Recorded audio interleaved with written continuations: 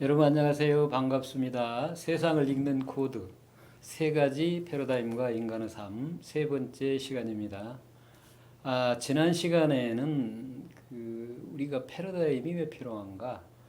패러다임이 세상을 바라보는 인식을 드린 동시에 안목이라고 볼 수 있고, 학문의 측면에서는 학문을 하는 주체, 방법의 문제인 동시에 삶에 있어서는 인간의 삶의 문제일 뿐만 아니라 우주적인 차원에서 보면 우주의 본질을 나타내는 그러한 도구인식 틀, 그러니까 알의 이론이라고도 볼 수 있고, 그 이론만 있는가 하면 실천 방법도 같이 있는 동시에 그 총체적인 것이라고 볼 수 있습니다. 그래서 쿤이 얘기했던 그 과학적인 측면에서의 패러다임에 주체와 객체를 모두 포함을 하고 형이상과 형이하를 포함했을 뿐만 아니라 물건적인 주체와 객체, 형이상과 형이하를 넘어서 사건적인 관점에서 그 사건의 본질이자 시간의 본질인 시간성의 문제까지 포함한 넓은 범위의 패러다임이다. 우리가 그렇게 얘기를 했고, 그 패러다임은 세 가지가 있는데 그 가운데에서 첫 번째 패러다임인 피지컬 패러다임, 즉 형이하적인 패러다임과 두 번째 패러다임인 메타피지컬 패러다임 또는 트랜젠탈 패러다임, 즉 형이상적인 세계, 형이상적인 경지 또는 초월적인 경지를 살펴보았습니다.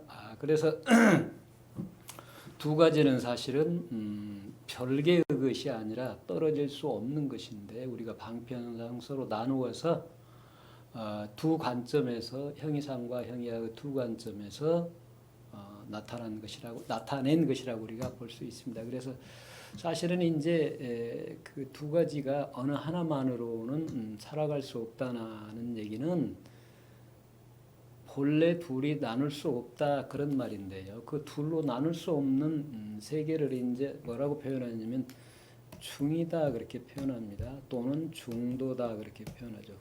자, 중이다, 중도다 그럴 때는 여전히 상대적인 개념이요. 무엇에 대한 상대적인 개념이겠어요? 유와 무. 형이상의 세계를 무라고 그런다면 형이하의 세계를 유라고 그러죠. 그러니까 유와 무의 세계, 형이상과 형이하의 세계 와 같은 모든 분별을 넘어서면서도 그 분별을 벗어나지 않는 그러한 경지, 그걸 이제 중이라고도 표현하고 중도라고도 표현합니다. 그런데 이제 우리가 유다, 무다, 형이상이다, 형이하다라고 구분을 했을 때 이게 일종의 실체라면, 즉 고정되어 있는 머물러 있는, 멈춰 있는 것이라면 그게 생명을 잃어버리는 거죠. 생명이 없는 겁니다. 그래서 그걸 다시 중도를 뭐라고 표현하냐면 역도라고 표현해요. 역도. 그 도 자체가 그러니까 중도라는 실체가 아니기 때문에, 물론 이제 도라는 개념이 사실은 작용의 의미가 있습니다만은 작용 의미가 있죠.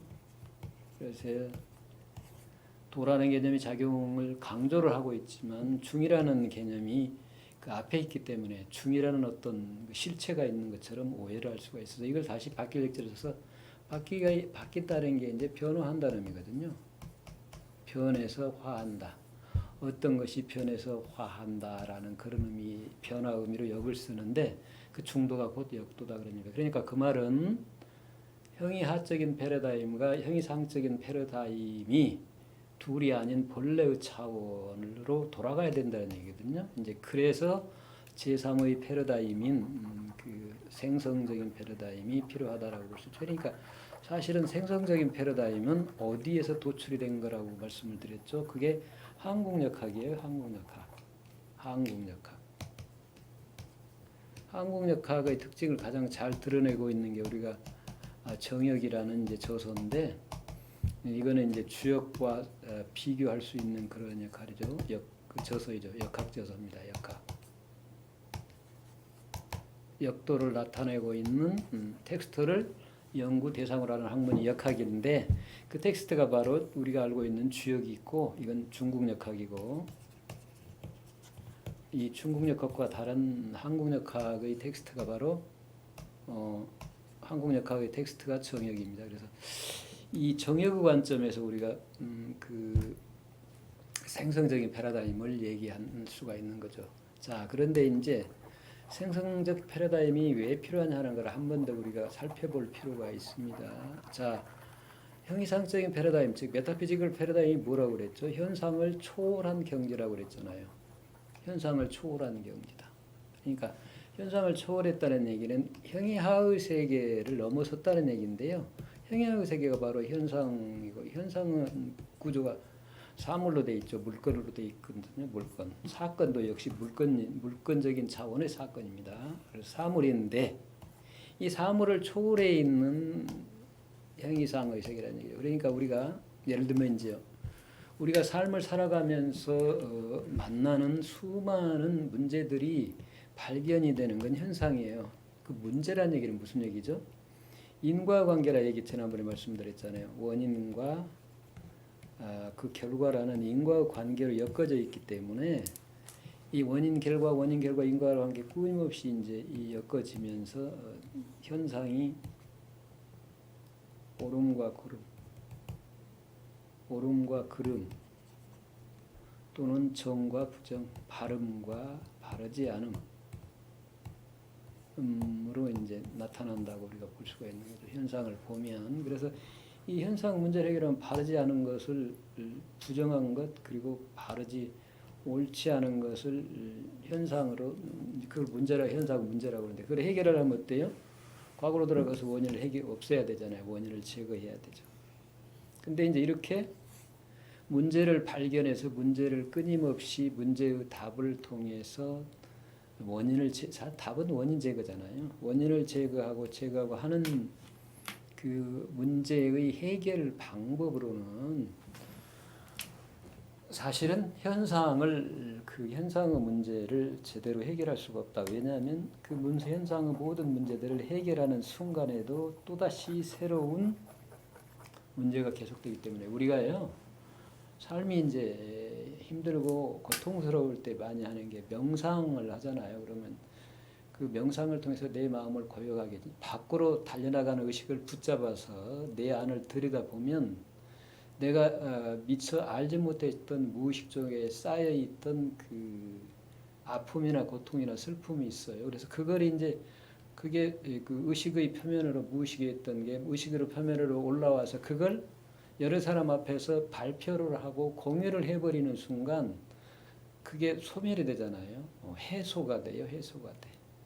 그러면서 이제 내가 마음이 편안해지는 거죠. 이와 같은 겁니다. 그러나 그 순간에도 나는 여전히 그 결과를 만들어내는 원인은 계속 제공을 하고 있어요. 그 원인이 뭐겠어요, 그러면? 이것과 저것을 나누어 보는 분별하는 마음, 분별심이거든요, 분별심.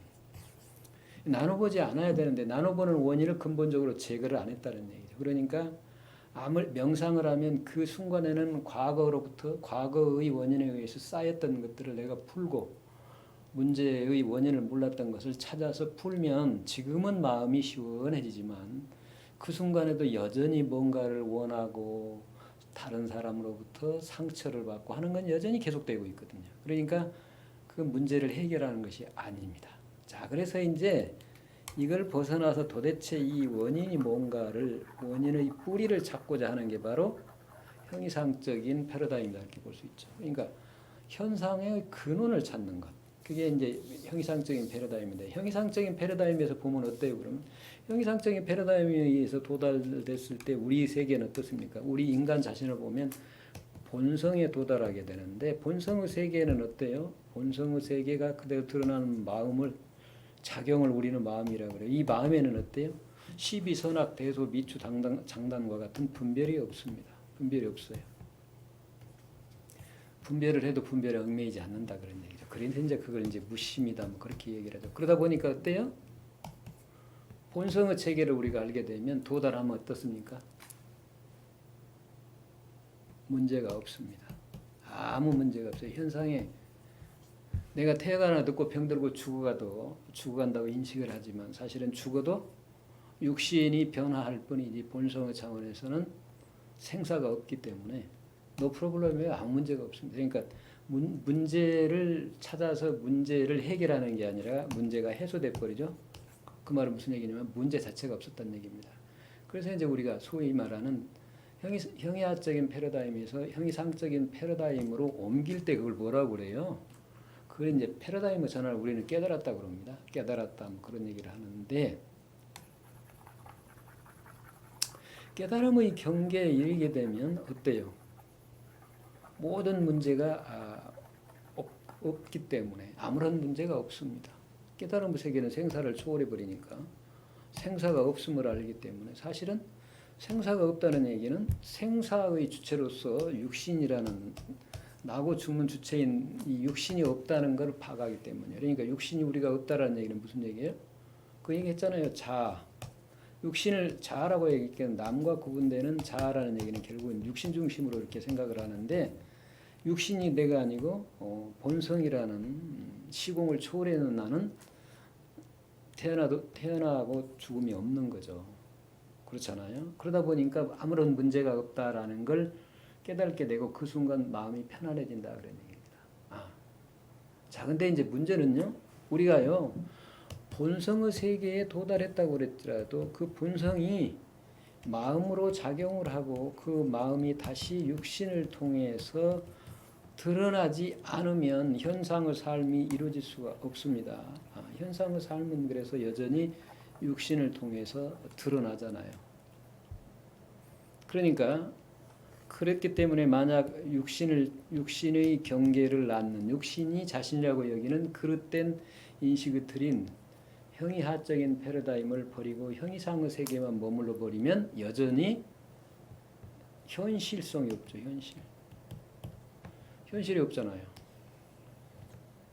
그러니까 문제가 된다 그런 얘기입니다. 그래서 다시 여기서 한 발자국 더 나아가서 즉 방향을 바꾸는 거죠. 그러니까 육신으로부터 내가 누구인가 육신을 근원인 마음으로서 다시 본성으로 갔다가 거기서 한 발자국 더 나아가서 방향을 바꾸어서 이제는 본성을 주체로 해서 그게 마음으로 그리고 현상에서 육신의 언행으로 말과 행동으로 들어가는 이제 삶이죠. 삶 자체 또는 실천이라고 할 수 있는 실천 또는 삶이라고 할 수 있는 이게 중요하게 됩니다.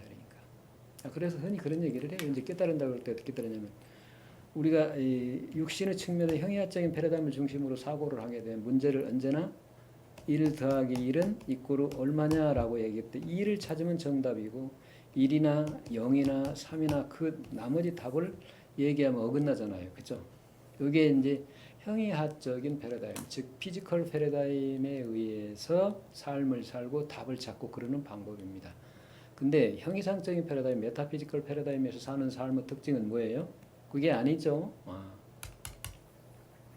하나 더하기 하나는 얼마냐가 아니라 하나 더하기 할만은 얼마인가라는 문제가 본래 없었음을 확인한 겁니다. 그러니까 하나 더하기 하나는 어때요? 둘이라고 해도 좋고 하나라고 해도 좋고 0이라고 해도 좋고 무한대라고 해도 좋고 답은 정해지지 않습니다. 답을 그러니까 문제를 찾아서 문제를 해결하는 것이 아니라 매 순간 끊임없는 문제와 답이 둘이 아닌 새로운 답을 매 순간 끊임없이 창조해낸다 그런 얘기입니다. 그래서 이제 그걸 생성이라고 얘기하는 거죠. 제너레이션 생성이다 그렇게 얘기합니다. 그래서 생성적 패러다임이 필요한 까닭에 대해서 말씀을 드렸습니다. 자, 그러면 이제 생성적 패러다임의 출발점이 서로 다르다는 걸 이해할 수가 있죠. 어디와요? 예. 형이하적 패러다임과 형이상적 패러다임과 다 다르다. 뭐가요? 출발점이 이제 그 이해하실 수가 있죠. 자, 그래서 여기 뭐 차이가 있죠. 생성이라는 건 사건입니다. 그러니까 관점이 좀 바뀌었어요. 형이하든 형이상이든 형이하의 측면에서는 어땠죠?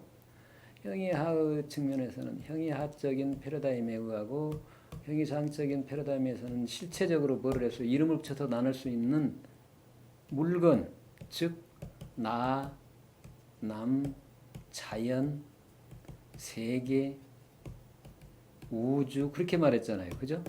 자, 근데 형이상에서는 반대로 이제 물건이 나, 자연 이런 게 있는 게 아니라 뭐가 있었어요?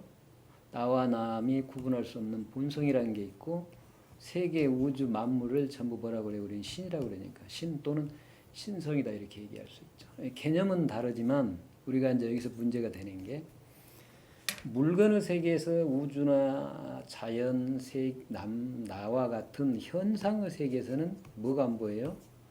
본성의 세계, 신성의 세계가 안 보입니다. 그러니까 형이화적인 패러다임에 의해서 종교를 연구를 하거나 그 세계를 파악하고자 하면 드러나지 않는다는 건 분명한 사실이죠. 이 세계는 차원이 경지가 달라요. 여기서는 여기를 볼 수 있지만 여기서는 여기를 볼 수가 없습니다. 그게 이제 차이예요. 그러나 공통점이 있다는 얘기죠. 여기는 형이상적인 세계고 여기는 형이화적인 세계이기 때문에 차원이 다르기 때문에 위 차원에서는 아래 차원을 보지만 아래 차원에서는 위를 볼 수가 없다는 그런 한계가 있다. 문제가 있다 그런 얘기죠. 자, 그렇지만 여전히 어떻다고요? 실체적이다. 그래서 실체적인 신이 있고 실체적인 신을 신앙하는 나가 있다라고 해버리게 돼요.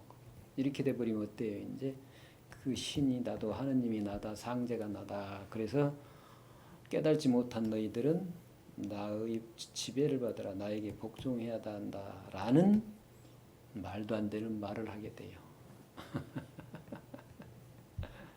그러니까 실체적인 시공을 점유하는 실체적인 신이 있다라고 생각하면 그 신은 전부 어떤 신이에요? 형이상적인 신이 아니라 형이하적인 신이에요. 이걸 뭐라고 그래요? 우상이라고 그래요. 그러니까 진짜 우상은 어떤 게 우상이냐면 모양이 있느냐 없느냐의 차이 가지고 하는 게 아니죠. 그죠? 모양이 있느냐 없느냐면 십자가도 다 모양이 있잖아요. 그리고 그 예수님이 십자가에 못 박혀 있는 거 얼마나 끔찍해요. 안 보는 게 낫지 그거. 고통스러워서 피를 질질 흘리는 게 뭐가 좋아서 식탁 앞에 걸어놓고 그래요. 그죠? 그렇잖아요. 그거 모습이 아니기 때문에 그런 걸 못 느끼잖아요. 그죠? 거기서 뭘 느껴요? 거룩한 사랑, 아무런 조건이 없는 거룩한 사랑을 느끼니까 그걸 그려놓잖아요. 그러니까 그것은 하나의 상징물일 뿐이지 우상이 아닌 거죠. 그렇게 본다면 어때요? 부처상도 우상이 아니에요. 그러니까 내가 세상을 바라보는 내 틀, 패러다임이 뭐냐에 따라서 우상이냐 우상이 아니냐가 나눠진 것이지 우상은 있다거나 없다고 할 수가 없는 거죠. 그죠? 형이상의 측면에서 보면 우상은 하나도 없어요. 그 어떤 것도 우상이 아니니까. 자, 형이하고 측면에서 보면 언어와 문자도 다 우상이죠. 하느님이라는 글자가 하느님은 아니고 부처라는 글자가 부처는 아니기 때문이고 본성이라는 글자가 본성은 아니기 때문이고 그걸 나타내는 어떤 표식 원방각으로 표현 하나 원어로 뭐 이론상으로도 표현할 때 어쨌든 이게 부처 아니잖아요. 이거 우상이죠. 다 그렇게 보면. 그렇지 않습니다. 그러니까 내가 이걸 보는 관점이 내가 어떤 차원에서 보느냐에 따라서 이 내용이 의미가 가치가 달라지기 때문에 중요한 게 바로 패러다임의 전환이다. 패러다임을 자유자재로 바꿀 수 있어야 된다. 패러다임을 말했지만 패러다임에 얽매이지 않아야 된다라고 얘기를 할 수가 있겠죠. 근데 어쨌든 차이가 있죠. 이게 전부 뭐라고 그랬죠? 지금 생성은 제너레이티브 패러다임, 생성적 패러다임의 특징은 사건을 보고 지금까지 봤던 형이하적인 패러다임과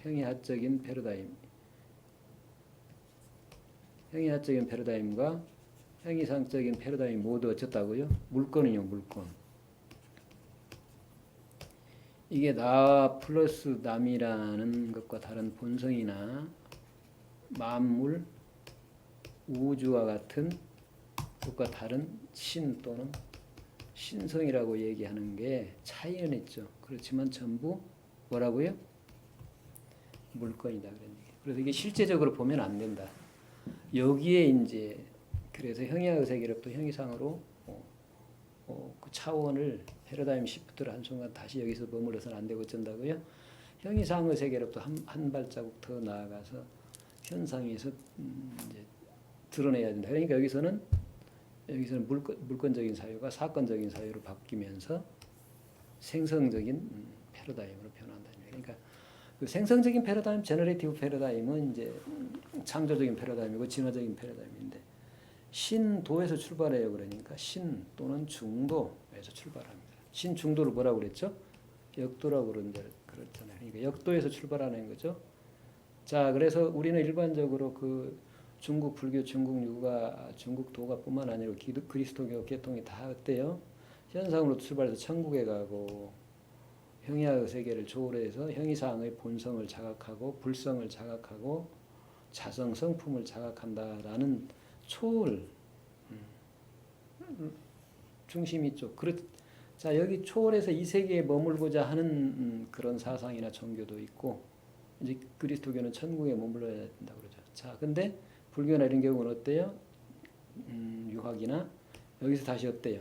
현상의 세계로 내려와야 된다. 즉 지금 여기의 삶을 이루어야 된다는 얘기. 그러니까 여기가 출발점이라면 여기서 다시 현상의 세계로 내려오는 이렇게 컵을 뒤집어 엎는 것 같은지. 그래서 이걸 뭐라 그런다요? 역방향이라고 그랬죠.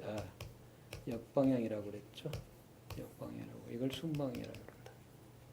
이걸 이제 역순이라고 그런 건 이거는 거스르는 방향이고 이게 순방향이다. 이게 마치 보면 이게 가치상으로 올바른 방향이다. 이제 그렇게 얘기할 수 있죠. 그러니까 이 세상을 떠난 건 다시 돌아오기 위해서 등산은 하산을 하기 위해서 등산하는 것 똑같죠, 그죠? 산에서 계속 있으려고 하는 건 아니잖아요.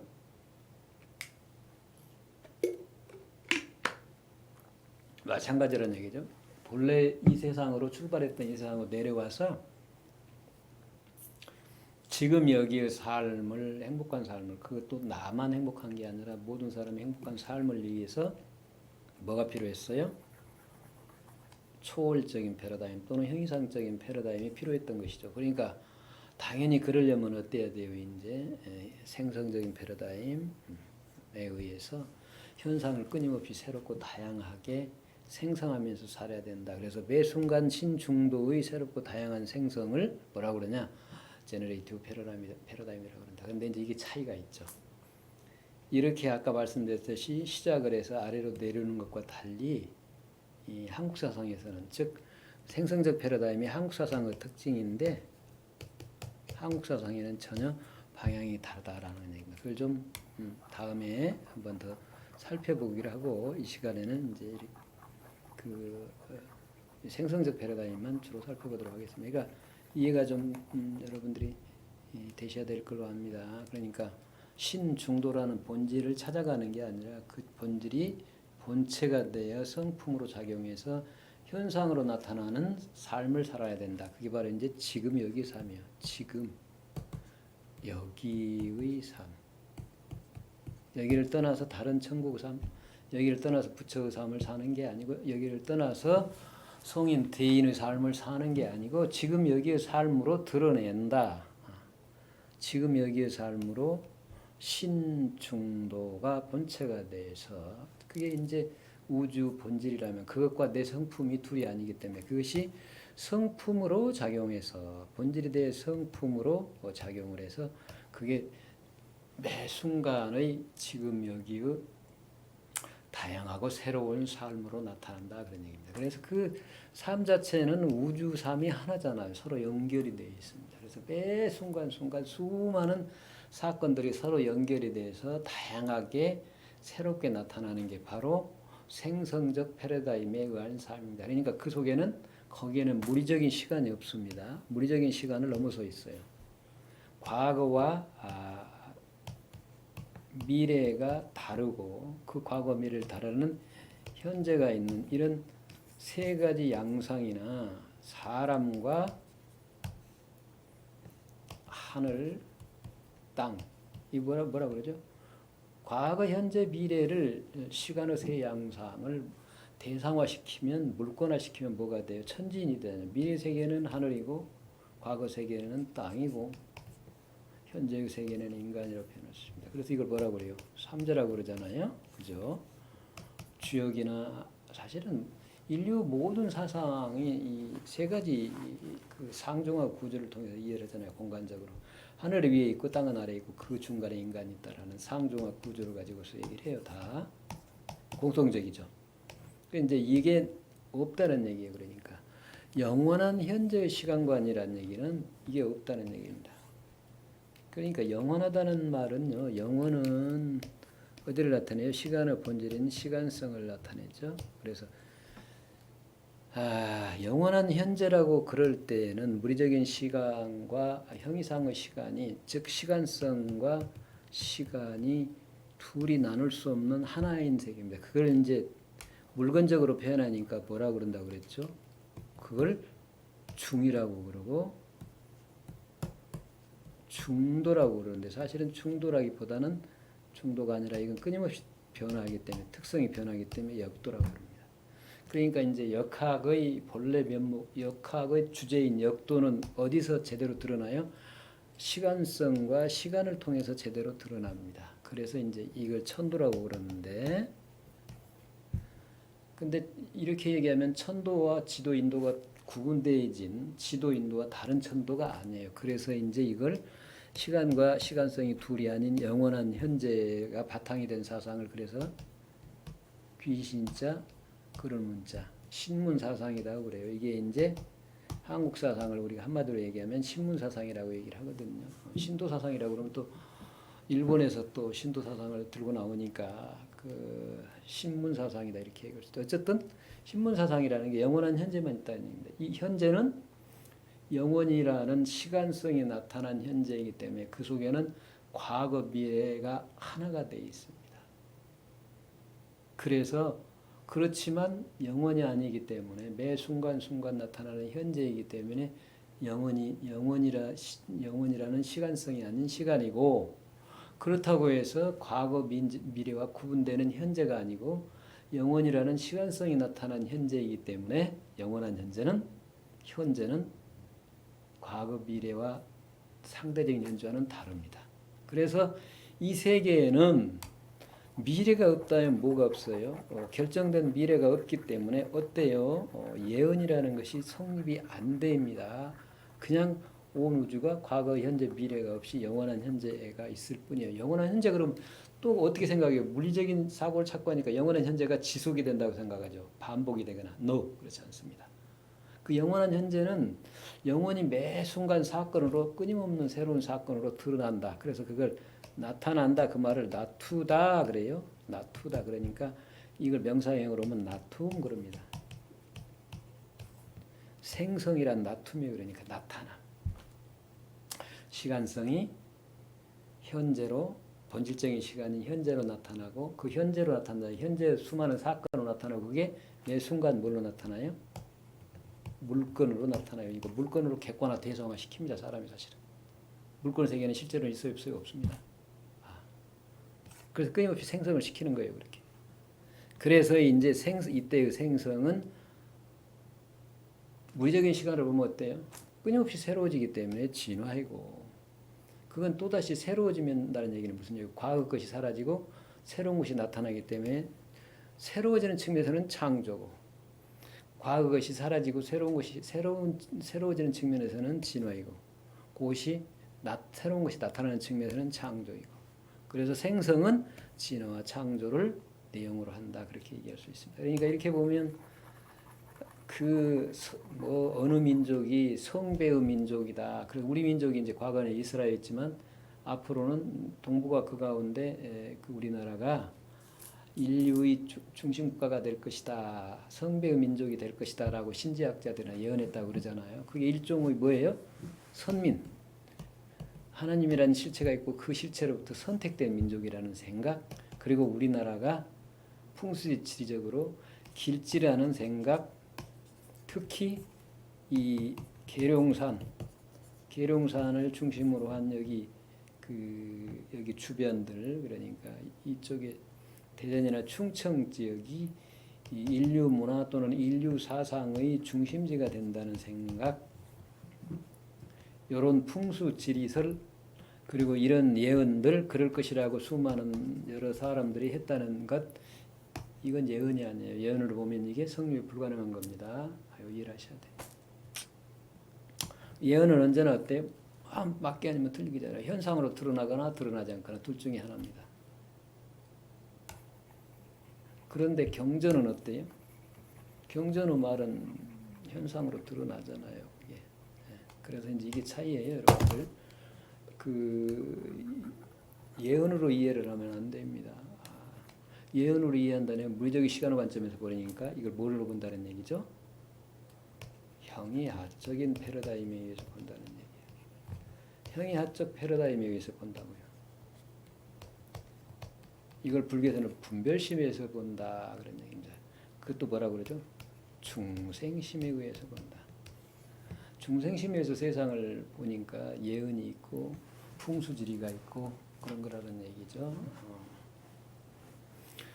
그러면 풍수지리의 대상으로 하는 우리가 살아가는 현상이 없느냐? 그렇지는 않죠. 아까 생성된다고 그랬잖아요. 그러니까 예언이 아니라 우리가 매 순간 새롭게 생성해야 된다 그런 얘기죠. 그래서 이제 그런 측면에서 보면 인간의 삶은 어때요? 온 우주가 지금 여기에 나로 매 순간 그 새롭고 다양하게 드러납니다. 나의 언행으로. 그래서 이제 정역의 그 생성적 패러다임을 다른 데에서 나타나지 않는 생성적 패러다임을 제시하고 있는 정역을 보면 이제 도학을 얘기해요. 근데 이 도자는 성리도입니다. 성리가 무슨 얘기냐면요. 내 안의 본성과 밖의 사물의 이치가 둘이 아닌 것을 성리라고 그래요. 이걸 뭐라고 한다고 그랬죠? 신이라고 그런다고 그랬잖아요. 그러니까 나와 우주가 둘이 아닌 그 신성이 여기 또 뭐라고도 표현했죠. 중도, 역도가 매 순간 지금 여기에 나의 삶으로 드러난다. 나툰다. 즉 내 언행으로 드러나고 다른 사람 언행으로 드러나고 수많은 다양한 형태의 생명현상으로 드러나는 게 생성입니다.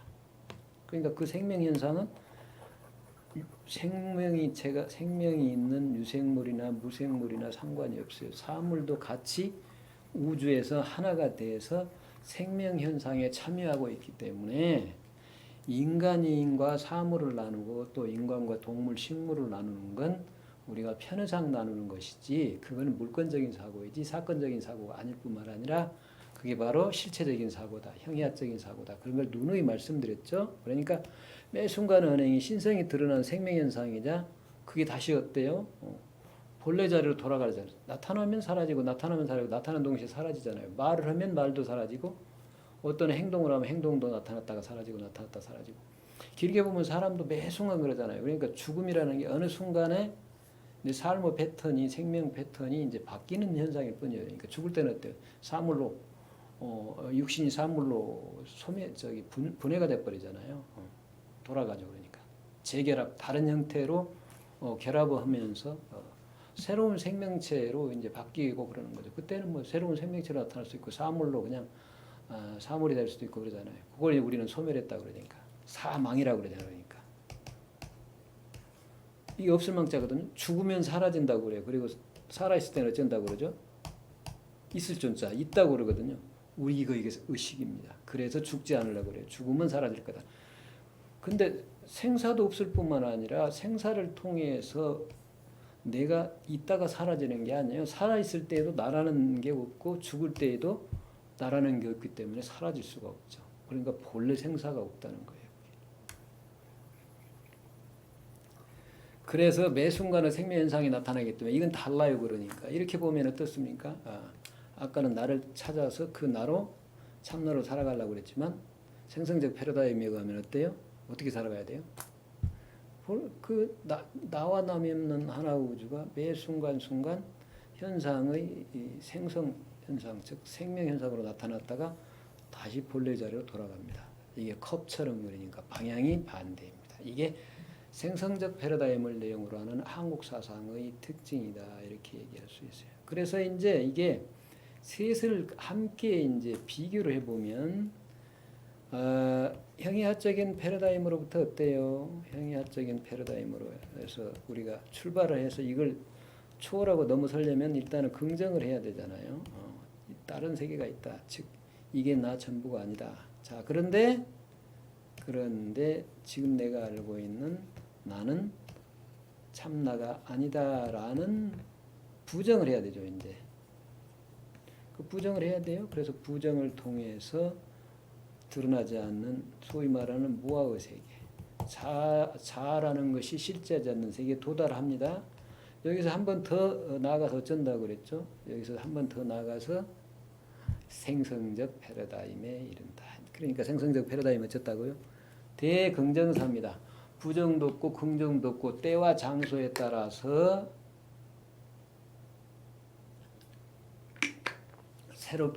새롭고 다양하게 생명을 드러내서 서로가 서로를 존재하게 하고 서로가 서로를 새롭게 하고 진화시킨다. 서로가 그건 교육시킨다는 얘기고 서로가 서로를 다양하게 하고 창조한다는 얘기고 그래서 서로가 서로를 영원하게 하고 서로가 서로를 번영하게 한다 그런 얘기입니다. 그러니까 이렇게 보면 어때요? 우리가 직업으로서의 어떤 직업을 주로 하는 스승과 제자, 또 스승이 선생이 있지만 실제로 삶은 어때요? 수많은 다양한 사람들이 서로가 서로를 가르치며 살잖아요. 그러니까 선생과 제자의 관계도 고정된 게 없고 모든 게 그렇죠. 모든 게. 뭐 한 사람이 항상 판사나 검사만 대통령만 하는 게 아니잖아요. 그 역할은 한정이 돼 있죠. 어느 순간에 역할을 할 뿐이죠. 그러니까 그런 역할을 그 역할을 통해서 나를 드러내고 집에 돌아오면 아버지 또는 엄마 역할을 하고 이렇게 다양한 순간순간에 다양한 생명 현상으로 역할을 할 뿐이지 아버지로서 나나 교수로서 나나 뭐 남자로서 나나 이게 고정돼 있지 않죠. 그렇다면 내가 다양하게 역할을 못 하잖아요. 여러분 그것만 봐도 우리는 생성적인 패러다임에서 살아가는 것이지 형이상적인 패러다임이나 형이화적인 패러다임에서 살아가는 게 아니다라는 걸 우리가 알 수가 있습니다. 그래서 이런 차이가 있는 거죠. 이제 이 관계를 그 형이사적인 패러다임과 형이상적인 패러다임 그리고 양자가 둘이 아니게 생성하는 제너레이티브 패러다임, 생성적 패러다임이 어떤 관계인가를 우리가 좀 더 살펴보기 위해서 구체적으로 이제 그 여러 가지 문제를 가지고 한번 예를 들어서 살펴보도록 하겠습니다. 우리가 이 제일 많이 생각하고 그 삶에 있어서 중요한 게 이제 선악의 문제인데요. 선악의 문제 봅시다. 자, 우리가 형이하적인 패러다임에 의해서 분별적인 마음, 분별심을 가지고서 선과 악을 보면 선과 악이라는 물건적인 실체가 있는 것처럼 느껴집니다. 자, 이때 보면 어때요? 선과 악이 동시에 존재할 수가 없죠. 선이 존재하기 위해서는 악을 제거를 해버려야 되고 악이 존재하면 선은 사라져야 됩니다. 그러니까 선악이 동시에 존재할 수가 없다라고 생각을 하게 됩니다. 그러나 우리가 개념상으로 봐도 어때요? 선이 없는 악이 없고 악이 없는 선이 없을 뿐만 아니라 선으로 인해서 악이 드러나고 악으로 인해서 선이 드러나기 때문에 선악은 둘이 아니다라고 생각할 수밖에 없잖아요.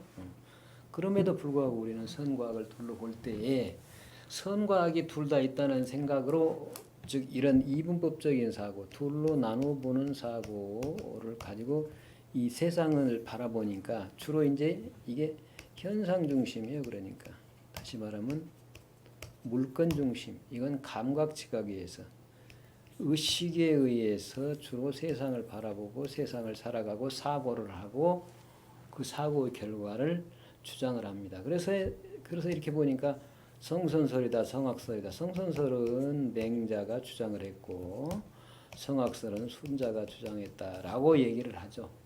자, 성선설, 성악설은 주장이에요. 이론 체계로 만들어낸 인간의 성품은 선하다, 인간의 성품은 악하다라는 주장이지 그 주장 자체가 성품이 선하거나 성품이 악함을 증명하는 거 아니에요. 그죠? 그렇잖아요? 예? 성품이라는 실체가 없을 뿐만 아니라 선과 악이라는 실체가 없기 때문에 성선설이나 성악설을 주장할 수가 없어요. 그러니까 성선설과 성악설을 말하는 사람은 아직 어떤 거예요? 성품을 모르는 사람입니다. 성품을 아는 사람은 선하다 악하다라는 말을 절대로 안 해요. 요거 이해하시겠어요? 여러분들이 좌파다 우파다 진보다 보수다라고 얘기하는 구분하는 것은 전부 뭐예요? 그 이념이라는 것이 전부 현상 중심으로 보여요. 이념이지만 이 이념이 바탕이 되는 틀은 뭐예요? 현상의 세계입니다. 즉 유물론적인 세계관이 아니고서는 좌가 우라는 게 없어요. 본래 인간이 의식에 의해서 구분한 것뿐이에요. 실제 우리나라의 정치인들을 봐도 좌파나 우파 또는 진보와 보수 주장이 달라요? 다르지 않습니다. 똑같은 차원입니다. 수준이 똑같아요. 그래서 여러분들이 거기에 속지 말아야 됩니다. 이게 일종의 언어 장난이에요. 그러니까 진실을 말해서 그 진실을 선택하게 하는 게 아니라 선전하잖아요. 선전하고 그 선전을 통해서 정신을 못 차리고 진실을 판단하지 못해서 끌려가도록 선동해요. 선전하고 선동하는 거. 우리 정치가 그 질이 변질이 되면서 저질화돼 버리는 게 그런 거예요. 그렇다고 해서 정치가 필요 없는 건 아니죠. 현상이 없으면 안 되잖아요. 그러니까 정치가 필요 없을 수는 없어요. 반드시 우리가 변화를 시켜서 새롭게 해야죠. 그러니까 이 좌와 우만 있는 게 아닙니다. 좌 없는 우나 우 없는 좌는 있을 수가 없고 진보 없는 보수나 보수 없는 진보는 있을 수가 없는데 어때요? 서로 상대방을 인정을 안 하고 어때요? 실체적인 둘로 보기 때문에 그거 없애버리려고 그러잖아요. 좌는 우를 없애고 우는 좌를 없애고 좌는 우를 극우다 그러고 우는 좌를 극자라 그러고 서로 그렇죠. 인정을 안 합니다. 그러니까 이 깨져버리잖아요. 이게 현상의 세계는 반대로 뜨는데 좌 없는 우나 우 없는 좌가 없고 진보 없는 보수나 보수 없는 진보가 없습니다. 이론으로 봐도 그렇죠. 이론이 어때요? 개인의 자유와 사회적인 평등을 주장하는 내세우는 명분은 그래요. 공산주의, 사회주의가 어때요? 사회적인 평등 얘기하잖아요. 그리고 민주주의는 자유민주주의는 개인의 자유를 주장을 하는데 사실은 개인이 사회와 함께 살아가고 인류 속에서 살아가고 우주 속으로 살아갑니다. 그럴 뿐이지 이게 사회와 개인이 따로 나눠질 수 있어요? 구분 안 돼요. 그냥 우리 의식에서 나는 것뿐이에요. 그러나 이게 어느 하나를 없애고 하나만 성립할 수 있어요? 없습니다. 불가능합니다. 그러니까 어찌 보면 우리의 패러다임이 바뀌지 않기 때문에 우리의 정치가 질적인 변화를 일으켜서 아름다워지고 본래 우리의 전통적인 홍익인간의 정치가 안 이루어지는 거예요. 그러니까 지금은 사실은 그것은 어디서 와서 우리 전통 사상에는 정치 이념에는 그런 게 없습니다. 좌우 진보와 보수를 나누어서 상대방을 인정하지 않고 철천지 원수처럼 여기는 그러한 사상은 없습니다. 그래서 심지어는 요즘 우리 사회에서 가족끼리도 정치를 얘기하기 시작하면 왼수가 돼서 그냥 그러잖아요. 이게 잘못된 거예요. 우리의 전통적인 것이 아닙니다. 이게 프랑스를 비롯해서 유럽에서 서구의 유물론적인 세계관에 의해서 정치가 들어온 거예요. 서양의 정치학은 19세기 이후에 형성되는 겁니다. 기간도 짧을 뿐만 아니라 차원이 현상학이에요. 서양의 정치학은 현상학입니다. 정치 현상학이에요. 그걸 가지고서 전부 적용해서 우리나라에 쓰는데 우리나라의 정치는 현상학이 아니라 본체학이에요. 본체. 본성과 우주의 근본인 신성이 둘이 아닌 그런 차원에서 정치를 논하기 때문에 차원이 전혀 다릅니다. 그러니까 홍익인간을 얘기하잖아요. 우리나라에서 홍익인간. 내 개인의 이익을 위해서 정치를 하는 것이 아니라 국가는 물론 온 인류의 이로움을 위해서 정치를 하는 거예요. 근데 우리나라 정치는 얼마나 저질 정치예요. 자꾸 그 자기들의 패거리, 좌파 우파 패거리, 거기서도 좌파 우파 같은 당내에서도 또 패거리를 만들잖아요. 당연해요. 이런 이분법적인 사고에 의해서는 계속 이렇게 어떤 패거리를 지어도 어때요? 뇌야부동해요. 그러니까 이익을 가지고 이합집산하기 때문에 의리고 뭐고 없습니다. 그러니까 도덕이고 윤리고 그런 거 아무것도 필요가 없어요. 그러니까 뻔뻔해지고 그러잖아요. 아주 뻔뻔한 짓들 하잖아요. 파렴치해지고 뻔뻔해지고 자기들이 세운 법도 마음대로 바꿔버리고 다른 사람한테 적용할 때는 가혹하게 하고 자기들은 한없이 관대하게 하고 이게 잘못된 거예요. 그러니까 좌든 우든 뭐든 떠나서 근본적 우리 국민 아니에요? 우리 국민입니다. 그리고 인류입니다. 나와 똑같은 홍익인간의 차원에서 본다면 본성의 차원에서 온 우주가 둘이 아니어서 내 생명을 버려서라도 남을 살리고자 하는데 하물며 상대방을 올바른 상대방마저도 비판을 하고 자꾸 끌어내려서 흙탕물로 뒤집어 써서 그 속에다 밀어 넣어버리고 던져버리려고 하는 게 우리나라뿐만이 아니에요. 우리나라가 특히 더 그러는데 그러니까 일종의 시금석이죠. 우리나라는 이제 다른 나라와 달리 남북이 갈려 있잖아요. 같은 민족이 남북이 갈려 있고 이게 여기가 북이고 여기가 남이고 여기서 남에서도 또 남남이 또 갈려 있잖아요. 이게 이제 독특한 구조인데 이게 인류 사회가 안고 있는 그 분열과 대립을 가장 잘 보여준 사회가 우리 사회. 그래서 우리 사회가 빨리 정신을 차려야 됩니다. 얼른 정치가 좀 맑아져야 돼요.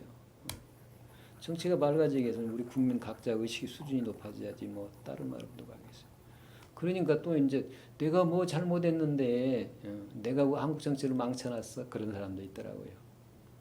그거 정치인이 그런 이상한 괴물 정치인들이 자기들이 스스로 되려고 한 게 아니고 그런 뜻을 가지고 자기 욕심의 욕망에 의해서 그런 정치를 하려고 하면 국민들이 동조 안 해줬으면 호응 안 해줬으면 그런 정치인들이 자꾸 크고 그러지 않았을 거예요. 대통령도 되고 무슨 국회의원 되고 그 뭐 검사도 되고 판사도 되고 그렇게 안 됐을 거예요. 우리 사회를 이끌어가는 리더가 되지 못했을 거라고요.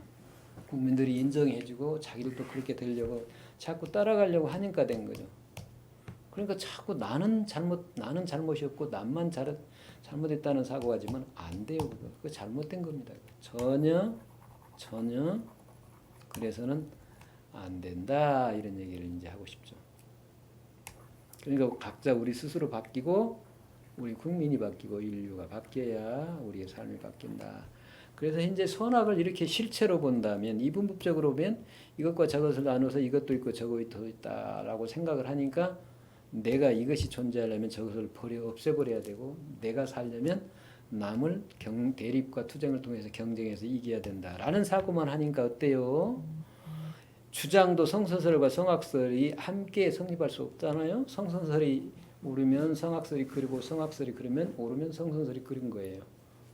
그러니까 이런 사유와 이런 주장에서 살아가는 사람의 그 삶의 세계는 얼마나 고통스럽겠느냐 그 말이에요. 고통의 연속이에요, 그거. 고통. 그래서 이걸 뭐라 그래요? 지옥이라고 그럽니다. 그러니까 행위학적 패러다임은 이제 현상의 세계를 중심으로 이루어진 것이지만, 자, 이걸 현상을 올바로 드러내려면, 현상을 아름답게 만들려면 어찌해야 돼요? 이러한 초월적인 세계를, 형이학의 세계를 현상적 패러다임을 잘 응용할 수 있는 준비를 해야 되고, 그러려면 어찌해야 돼요? 형이상적 패러다임으로 가야 됩니다. 형이상적인 패러다임으로 우리가 패러다임을 이동하고 바꿔야 돼요. 그거 이제 패러다임 시프트라고 그랬잖아요. 그러니까 패러다임을 바꾸는 것, 변화시키는 것이 바로 뭐라고요? 깨달음이다라고 얘기했는데 그 깨달음은 아니고요. 그 한쪽에서만 형이하적인 패러다임에서 형이상적인 패러다임을 가면 이제 이때는 깨달음이라고 할 수 있겠죠. 이때는 그 자각이 일어나니까요. 스스로 이게 잘못이구나라고 얘기할 때 이게 자각이 일어날 때 패러다임이 바뀐다고 얘기할 수도 있고 패러다임을 시프트, 형이상적인 패러다임을 이동함으로써 자각이 일어난다 그렇게 볼 수도 있고 동시적이에요 사실은. 자 그러면 어때요 이제 이게 그렇게 되면 어떻습니까 이게 악이 실체가 아니라 뭐가 돼요? 불선이 돼요. 불선. 선과 선 아님이 됩니다. 그러니까 선과 악을 대립적인 것으로 볼 때는 악을 제거의 대상이 됐지만 불선은 뭐가 됩니까? 변화시켜야 할 대상으로 봐요. 선으로 변화시켜야 될 대상. 아직은 선이 아니지만 선으로 변화시켜야 할 대상이 된다 이거죠. 자, 시간이 됐으므로 여기서 마치고 다음 시간에 논의를 계속하도록 하겠습니다. 자, 수고 많으셨습니다. 고맙습니다.